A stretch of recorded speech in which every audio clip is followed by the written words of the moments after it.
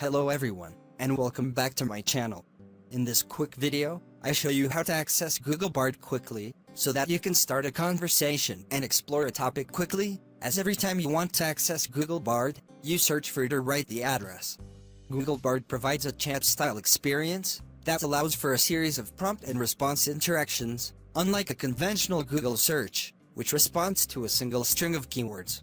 You may find a few Bard prompts to be more useful than a series of Google searches. And I will show you the simplest way to quickly access Google Bard.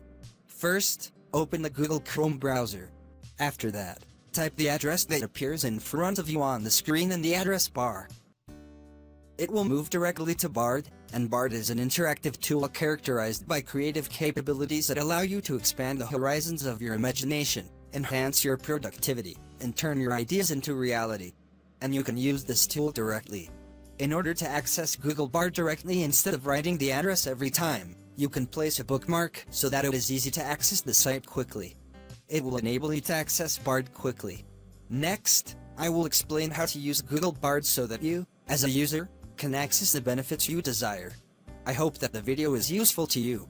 Thank you for watching. And I also hope you subscribe to my channel. Thank you all.